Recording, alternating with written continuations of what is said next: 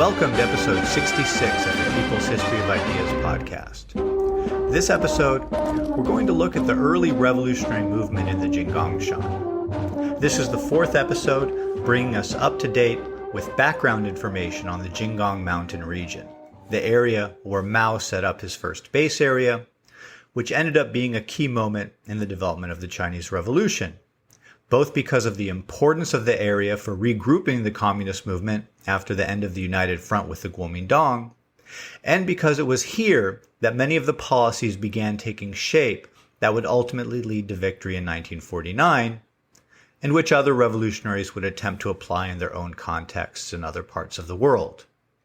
So this episode, we'll look at how the revolutionary movement came to the Jinggang Mountain region before Mao got there, and see how the movement stood at the point when Mao arrived in October 1927. So, looking at how revolutionary nationalist and communist ideas about how to modernize China and to save China from foreign oppression came to the remote Jinggangshan area is actually really helpful for us as an example of how these ideas spread all across the country in the period from about 1919 to 1926.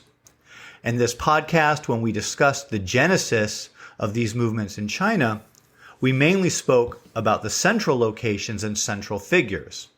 But of course, for these ideas to become a truly national force, they had to somehow percolate out of the major urban areas and into the small cities, towns, and even eventually to the villages. It makes me think of how if you go to New York City or San Francisco, you can see so many different ideas and political trends with what seem like significant numbers of activists or advocates. At least they seem like significant numbers to someone who doesn't live in one of those cities. But then you go to a small city in the interior of the United States, and there just isn't any representation at all politically or culturally for many of the radical ideas that you can find in the larger and more progressive cities. I'm sure that many listeners might have assumed that China in the early 1920s was similar. That sure, there were some radical ideas floating around in Shanghai and Beijing and Guangzhou, but did these ideas really travel to the interior of the country? Well, the answer is actually yes. And in the case of the Jinggangshan, we can see what the dynamics were behind the arrival of these ideas in a backwater area of rural China. The key vector by which radical ideas came into the region during the several years between the May 4th movement of 1919 and the arrival of the National Revolutionary Army in the area in September 1926 was educated youth, returning home to the area from educational institutions and other places. If we look back to episode 13 of this podcast, and the episodes that followed that one, which dealt with the founding of the Communist Party, we'll remember that it was students and intellectuals who were the early adopters of radical politics in China, and that one of the main forms that this interest took was the creation of study circles where young people would get together and discuss various ideas for how to modernize China and how to break China free from foreign domination, which was mainly British and Japanese, although the Americans and French had big roles as well. In general, the larger the city, the more of these study circles there would be, and the greater the possibility of radicalization of significant numbers of students. Now, here is where one of the interesting paradoxes of the spread of radical politics to the Jinggangshan comes into play. Who are the people who were sending their kids to large cities to attend middle schools, which, in the context of 1920s China, was a major educational attainment and at which the students were young adults. So despite the name being the same, these middle schools shouldn't be confused with middle schools in the United States, which are attended by 11 to 13-year-olds mainly. Well, to go to a middle school, and in particular to travel to a large city for a middle school, you were likely part of the local elite, although promising sons of rich peasants could also get an education with some struggle. Remember last episode where Yuan Wencai managed to attend a middle school for a short time before his father died, and he had to come back home because his family couldn't afford for him to keep attending school after that. But it was unusual even for rich peasants to be able to get this sort of education for their kids. Remember, after all, how last episode I mentioned how Yuan Wencai's classmates would mock him as the cowherd scholar. Let's take the example of an important early communist in the region, Long Chaoqing. Long was from a powerful native registrant family in the area around the county seat of Ninggang County, one of the core 3 or 4 counties encompassing the Jinggang Massif and its immediate surroundings, with another couple counties in the region as well, but less central to it. Long Chaoqing's father had been a student in Japan and served at different times in the Jiangxia provincial government as head of the education department and head of the provincial assembly. In some of our earlier episodes, we spoke about the importance of many of these Chinese students who went to Japan and got a modern education and then came back to China to try to use that education to modernize China. So Long Chaoqing's father was part of this group of what I would call a modernizing elite. And as we talked about so much back in our episodes dealing with the period of time around the founding of the Communist Party, the 100th anniversary of which is coming up soon, by the way, the Soviet model of modernization exercised a serious influence on some of these modernizing elites. Long Chaoqing's dad falls into this category. So one of the early projects of the Communist Party in Nanchang, the provincial capital of Jiangxia, was founding a middle school, the Liming Middle School, which was intended by the communists who started it as something of a radical training and recruitment center. Long Chaoqing's father supported the Liming school, and Long himself was sent there to study after he completed his primary schooling back in the family's home in Ninggang. There were some other students from Ninggang as well attending Liming Middle School, and they all tended to socialize together and got radicalized together at the school. Long Chaoqing was actually one of the last of these students to get radicalized. Apparently one Sunday he couldn't find any of his friends to hang out with because they were all at a Communist Youth League meeting, so he began pressuring his elder brother's wife, Xiao Guohua, to help him join. She was a women's activist in the Communist Party. So initially, he mainly got into the communist stuff because his friends were into it. But once he got involved, he became very active and committed. 2 of these friends were from the Liu family, which wasn't as powerful as the Long family, but were well off and had a prestigious pedigree, and they ended up marrying Long's sisters.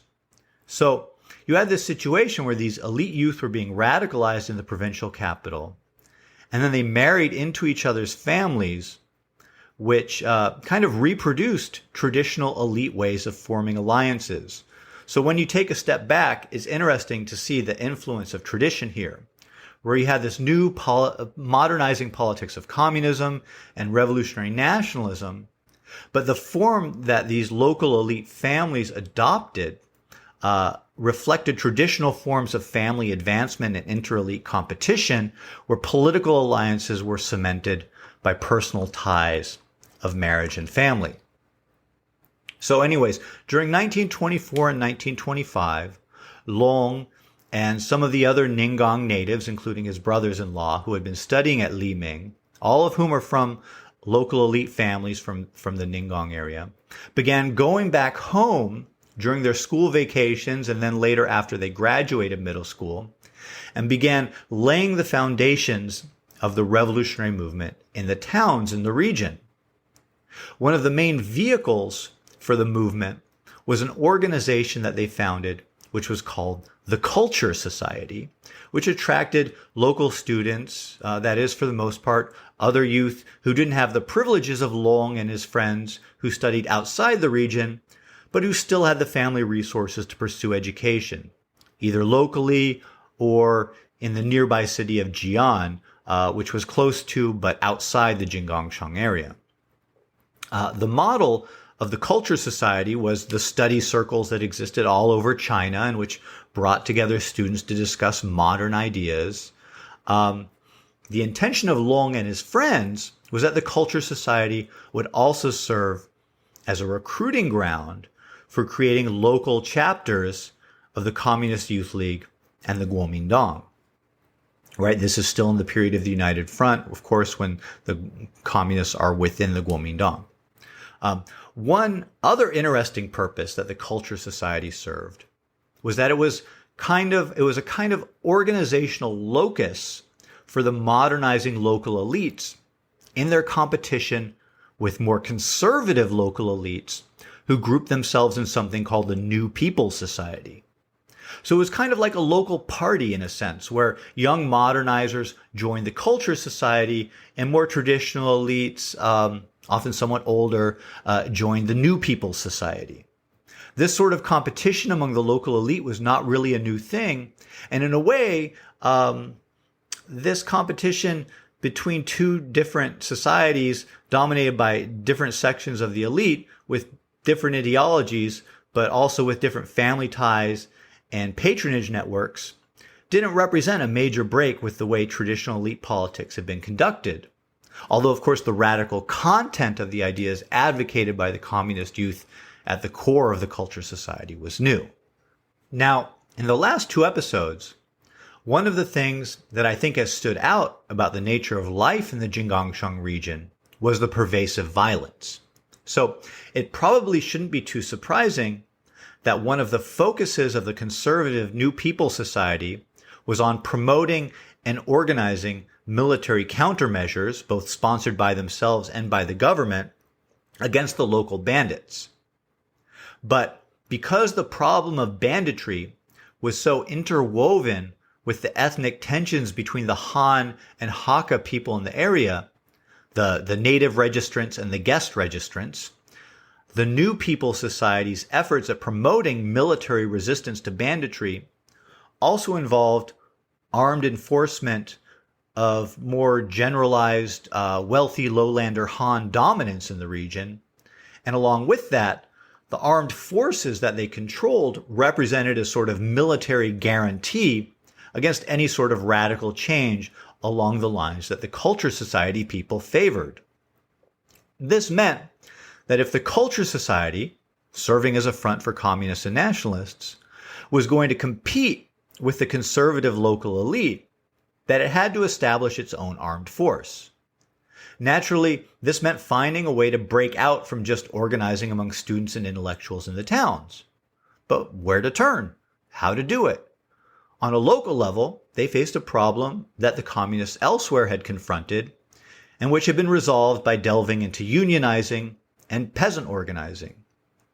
In this specific case, this remote outpost of the Chinese Revolution, the specific solution to this problem looked a little different than it did in, say, with the start of union organizing in Shanghai, as we covered back in episode 24, or the peasant organizing in Guangdong province, as we talked about back in episode 37. The inspiration came to a group of Communist Youth League activists one day when they were at a gathering of local elite power holders who were sitting around complaining about the depredations of Yuan Wencai's saber detachment. After the gathering, Long Chaoqing and his friends decided that, given the social bandit character of a lot of Yuan Wencai's activities, that arranging for the saber detachment to be reorganized as a militia might allow the communists to ally with Yuan and get some armed support for their side to counter the conservative armed forces of the New People's Society. Long went to the local magistrate and convinced him to begin the process of negotiating the conversion of Yuan Wencai from bandit leader to militia leader. This process took some time, but by July 1925 it was done, as we discussed last episode. The Culture Society may have been a group formed by local elite youth, but it was ethnically mixed between Han and Hakka and stood for progressive ideals. No doubt, Yuan had been exposed to and attracted by those ideals during his own schooling, which was so much more extensive than most peasants in the area had received. It is likely that Yuan knew some members of the culture society from his own time in school, and in any case, and perhaps the greatest argument in favor of Yuan's initial alliance with the culture society, was that they stood against the New People's Society, which was definitely his enemy. And during the months following the reorganization of the Saber detachment from bandit gang to militia, Yuan became closer and closer with the communists at the core of the culture society, ultimately joining the Communist Party himself. As the National Revolutionary Army advanced, finally taking control of Jiangxia from the warlords in September and October 1926, the strength of the revolutionaries in the Jinggangshan grew. Peasant associations were organized and labor unions founded.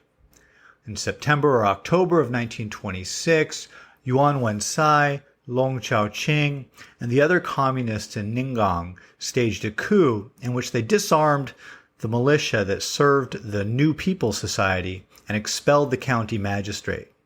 They established what they called the County People's Government Committee and took over running the county. The provincial level government of Jiangxia sent several successive magistrates to the area to try to take back over local government, but they had no real power behind them, and they all quickly left, having made no impact. Yuan Wencai now renamed the force that he commanded the Ninggang County Peasant Self-Defense Army. With the Kuomintang now in charge at the provincial level, all the same sorts of contradictions that we described in Hunan now began to play out in the Jinggangshan. On the one hand, there was a ballooning of peasant associations forming, and the peasant movement in some areas had the strength and freedom to attack tyrannical landlords and impose a new order in the countryside. But aside from those members of the local elite who were closely tied with the warlords who had been driven off, the landlords maintained what power they could muster on their own behalf, which was considerable in some cases. Ninggang was the most remote of the Jinggang mountain counties, and was where the radicals most completely took charge. There, many members of the New People's Society had to flee for their lives, with one prominent member being caught and executed. Throughout the area, peasant associations were able to wage successful campaigns for rent and debt reduction, and carried out other attacks aimed at redistributing wealth. One form that these attacks took was something called eating off the big families, in which a mob would occupy the homes of wealthy families and force them to provide feasts and give gifts to the home invaders. This had been an occasional practice of bandit gangs, but was adapted into a form of economic protest by peasant associations and given a more overt political meaning as part of how the peasant associations adapted the practice. You would also see some practices that came to be commonly associated with the Chinese Revolution later on, such as seizing reactionary power holders, marching them through the streets in dunce caps, and having meetings to denounce them. Mostly these elite targets just suffered the humiliation involved in being dragged through this sort of people's tribunal and an additional fine, but imprisonment and executions could happen too. So, from the perspective of the local elite, the first months after the National Revolutionary Army chased out the warlords were a bit of a rough time. But the elite had resources to weather the storm and met the revolutionary challenge with a combination of accommodation and resistance. Already, many of the most prominent members of the local elites in the region have been employing their own personal armed forces because of the threat of kidnappings. And so one of the natural responses of conservative local elites in the face of the growth of peasant associations and the taking over of government offices by communists and left-wing nationalists was to increase the amount of hirelings under arms. This had a limited effectiveness, though, because the tendency was for peasant associations to target individuals, and so when they came for someone, the peasant forces could overwhelm whatever personal armed force any given landlord relied on for their personal defense. But there were more insidious methods that the landed elite could use to defend themselves. Of course, just as Yuan Wencai and later Wang Zuo came over to join the revolutionary forces in the region, the conservative elites appealed to other bandits and militia units to support them and counterbalance the bandits who had transformed into peasant self-defense armies. One other tricky thing that they could do was to set up peasant associations of their own. Many of the prominent members of the conservative elite were the patriarchs of large extended families and counted on vast patronage networks. These families and networks included many people who were poor and middle peasants, and it was quite possible for these conservative elites to move behind the scenes to create peasant associations that they controlled, thereby using mass organizations as protective buffers and deflecting attacks. Of course, the conservative elites also appealed to the provincial level government for help. But before the split between the Kuomintang and the communists developed, this was unreliable and could even backfire. One Sui Chuan landlord went to Nanchang to complain about the peasant mobilizations, only to wind up in the office of Zhu De, the future communist military commander. The landlord didn't know that Zhu was a communist, and after he complained to Zhu sent word about the landlord's complaint to the communists back in Sui Chuan, who organized an attack on the landlord's house in retaliation. So, during the months between the arrival of the National Revolutionary Army and the split between the Kuomintang and the communists, the conservative elite in the Jinggangshan was really on the defensive. Following Chiang Kai-shek's April 12, 1927 massacre of communists and union members in Shanghai, an event that we discussed in episode 49, and then with the deterioration of relations between the Kuomintang left and the communists in Wuhan over the late spring and summer, the conservatives took the signal that the time had come to mobilize and retake what they had lost in the Jinggangshan, and were increasingly able to count on outside aid from rightists in the Kuomintang to do so. Because of the participation of well-armed and experienced armed forces, like those led by Yuan Wencai and Wang Zuo, in some areas the counter-revolution took on the character of a full-scale, localized civil war. To give you a sense of what this looked like, I'm going to read out a passage from Stephen Averill's Revolution in the Highlands, a book which, once again, I cannot recommend enough if you want to get deeper into what we're talking about in this episode. Here's how he describes the events in Yongxin, another core Jinggangshan county, during the spring and summer of 1927. In Yongxin, as arguments over power sharing and attacks on prominent elites escalated during the winter-spring of 1927, local radicals gradually split into two factions. At first, the split was expressed largely in verbal terms. After the 12 April incident, however, divisions became more open. Several Kuomintang leaders who had formerly acquiesced in the formation of mass movement organs and who in some cases had organized their own personally dominated peasant associations, now openly opposed the excesses of other mass organs and called for curbing the peasant self-defense army and workers' picket detachments. When the non-communist county Kuomintang secretary finally ordered these bodies disarmed, it set in motion escalating violent confrontations that eventually led to local civil war. Communists carried out a late spring coup during which several rightists were killed or jailed. In response, rightist elites and militia leaders, some of whom were apparently former bandits, attacked mass movement and party organs in the county seat. During this 10 June incident, the Peasant Self-Defense Army and Workers' Picket Corps were disarmed, and jailed rightist leaders were released and replaced in prison by over 100 captured radicals. Power holders elsewhere in the county, among them Yin Daoyi in Guanbei, seized this opportunity to break up local mass movements and kill or jail their leaders. Ouyang Luo, He Yi, and a few other Yongxin party cadres escaped to Jian, where radical organs were still active, and where Zizhen was already working. They established a Yongxin party and mass movement branch office in Jian, which appealed to nearby counties and to Nanchang for aid.